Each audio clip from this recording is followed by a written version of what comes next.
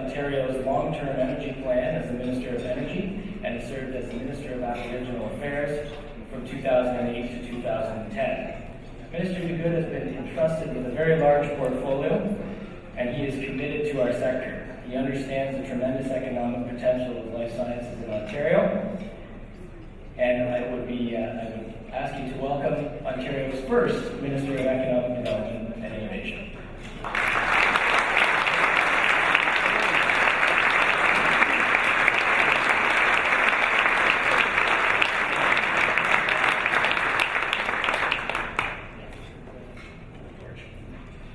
Well, thank you very, very much, Jason, for that introduction. And let me begin by saying this is a very formal occasion, and I'm wearing my sort of rumpled pink shirt today. It is Pink Shirt Day, and certainly was at Queen's Park.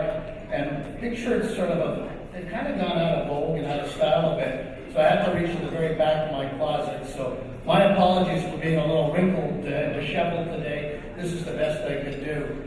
I want to thank you all for being here tonight. I want to thank you for inviting me. I want to acknowledge some friends in the audience that are here with us today. I know Mayor McCallion's here somewhere, and where's Mayor? How are you? I know that my good friend John Wilkinson is here, former minister. John, it's great to see you, and you've left some very huge shoes to fill. I know that my PA, Donna Cansfield, has just come in as well with me. Donna is just being seated somewhere. Donna, thank you for being here with me. I think the Sandra Pupatello's here somewhere. And so where's Sandra?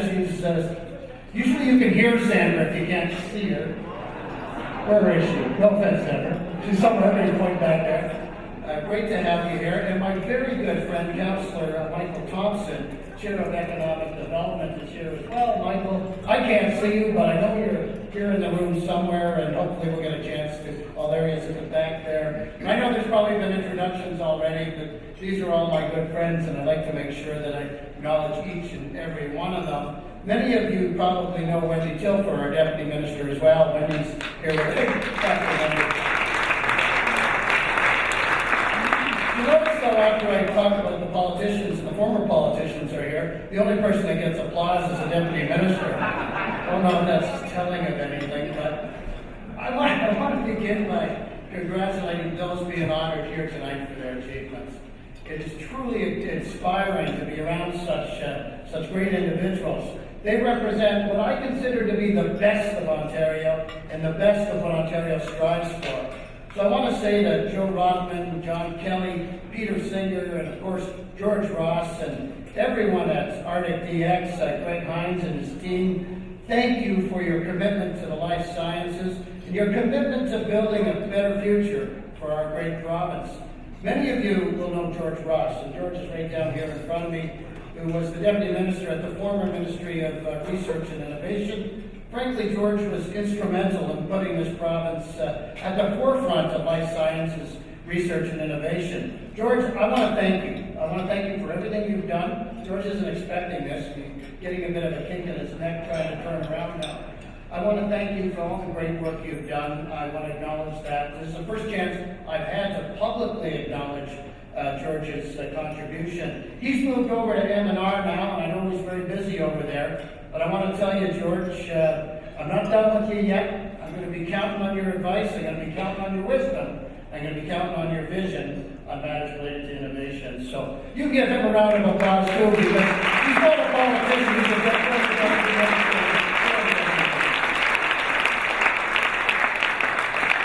And you know, as I look around the room, and it's a huge room here today, it's great to see so many people from every aspect of the life sciences here this evening. I think it's no secret that the challenges before us will demand that we all be at our best. We need everyone pulling in the same direction to keep Ontario on the top of our game. We're all aware of the challenges we face, challenges to compete, to attract jobs, and to be a top destination for investment. It's a fierce battle. I think we all know that. And we're going to have to do everything we possibly can to succeed. The path forward for Ontario will not be a straight path, and it's not going to be clear, and it's likely not going to be easy. The jurisdictions, though, that thrive in this new economy will will be those that can create their own opportunities.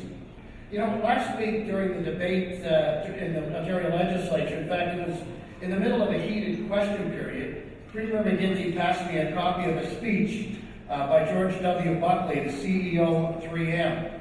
And he suggested that I read it. Now, when the Premier suggests, as the former ministers know, that you read it, it means you read it as quickly as humanly possible, which I did. By the end of that question period, I had a good part of it read.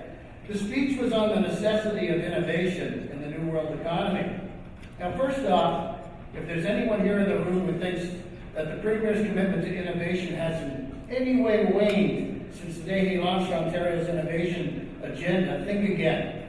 It should come as comfort to each and every one of you that the Premier, in the midst of fighting off the opposition in question period, still has his heart, his mind, and his passion focused on his priority, which is innovation. So I think that should come as good news to each and every one of you. Now that's good news to the research sciences sector and Ontario, even if the Premier's enthusiasm for innovation adds significantly to my already never-ending stack of reading material. So it may not be as good news to the Minister of Economic Development and Innovation. But I want to get back to George W. Buckley's speech. He used a quote by George Bernard Shaw, who said this: "The people who get on in this world are the people who go out and look for the circumstances they want. And if they can't find them, they create them." To me, that's what life sciences is all about. Taking the knowledge we have today, recognizing how much better we can make this world through research and innovation, and going out and creating new and innovative products and treatments that I believe are now at the threshold of turning life sciences and healthcare on its head. And I'm proud to say, as Minister of Economic Development and Innovation, but more so as a proud Ontarian, that we here in Ontario are right in the thick of it. Life sciences is a clear area of strength for Ontario. We're the third largest cluster in North America. When we talk about building that next generation economy, when we talk about building an Ontario that will compete and win in the post-global recession world, life sciences is clearly one of our key pillars.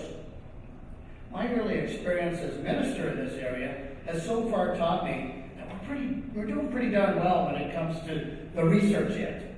We're punching way above our weight there. I'm told by many of you, in fact many of you here in this room have shared this concern with me, that where we're challenged is on the commercialization entrepreneurial side. So how do we create our own opportunities? Now, given our fiscal challenges and the fierce global competition that we face, I'd suggest that there's no longer any alternative but for us all to foster an unprecedented collaboration amongst businesses, academia, and government. And I think we're getting that. I think we're getting that done here in Ontario. I've been amazed at the remarkable collaborations that exist between our business community and our academic communities here in Ontario already. By working together and leveraging the strong networks we've built here in this province, scientists, investors, researchers, and businesses, they've all established what I would consider to be pretty formidable, I would consider to be almost unbeatable teams. I'm really getting a sense that it's coming together for our life sciences sector here in Ontario. You know, we often talk about the skills and qualities of our workforce as being our greatest competitive advantage, and I think that's quite true. But this is not the time for us to be sitting on our knee. In that same speech by George Buckley, he recalled the question he received when he first took over as CEO of a company called Brunswick. It was about the amount of money the company had invested in training. And the person who was asking him the question had this to say. He said, "George, what if we continue to pay for all this training and people leave the company and go somewhere else?" George answered it this way: "What if we don't and they stay?" It's a pretty good comment. As a government, we emphasize investments in training and education for a reason. Because a skilled workforce helps us attract new investments and new opportunities. Now, I've had the opportunity, as many of you, to see that firsthand across this province, and on a recent visit to Waterloo's Comutech Investment Hub, where Google was setting up a new office, and now in the midst of further expansion, I saw exactly what he was talking about. Because what inspired Google to set up there was the skill, talent, and potential of so many young entrepreneurs. They simply recognized that they had to be close to this hub of young, creative, skilled people. In a discussion just last Friday, I had with Eli Lilly officials in Scarborough, which they're located, of course, out in the East End as well. They had a similar story about why they're one of the partners at Mars here in Toronto. With our skilled workforce and a thriving, growing innovation community, we're crafting the tools that we're going to need to compete. So how do we translate those tools into results? In the life sciences, the ability to test ideas to ensure that we can be turned into commercialized products is absolutely critical. I think many of you know this, but Mars Excite is one of those great examples of how we're doing this. By helping companies do pre-market testing of early-stage medical technologies in a clinical setting, we can ensure that these technologies can be adapted, refined, and adopted and lead to lower healthcare costs. And no one else in the world is doing this. Boy, I'd love to say that, and I know John got to say that a lot. Nobody else in the world is doing this, but we're doing it here in Ontario. I also recognize the need to, or we also recognize the need to streamline the clinical trials process, because that's really critical. That's why we moved ahead with creating Clinical Trials Ontario, to improve the process with clear, standardized procedures right across the board. By doing this, we're making Ontario more attractive for global mandates and the jobs that come with it. Now, these topics that I've spoken about, education, identifying opportunities, and testing them out, are only so good as our ability to turn these ideas into marketable products. It's about showing that we have the ability not only to dream up new ideas, but also the ability to make them happen. Now, standing before you tonight as an Ontarian, I can also say that I want those ideas to not only be formed here, but to be realized here. Just as every company worries about being outdone by nimbler competition, so too must Ontario remain nimble and do everything we can to stay competitive if we're to succeed. Now, I can stand here tonight and go on and talk about our successes that we've had collectively in the life sciences sector. It's truly an impressive record. You know, when you think about the progress we've made in making Ontario a global hotbed for innovation, is truly something that deserves recognition. But those successes are merely a stepping stone to future opportunities. Recognizing our achievements is important, but let us not pause too long to bask in our past and present success, because the innovation competition pauses for no one. Success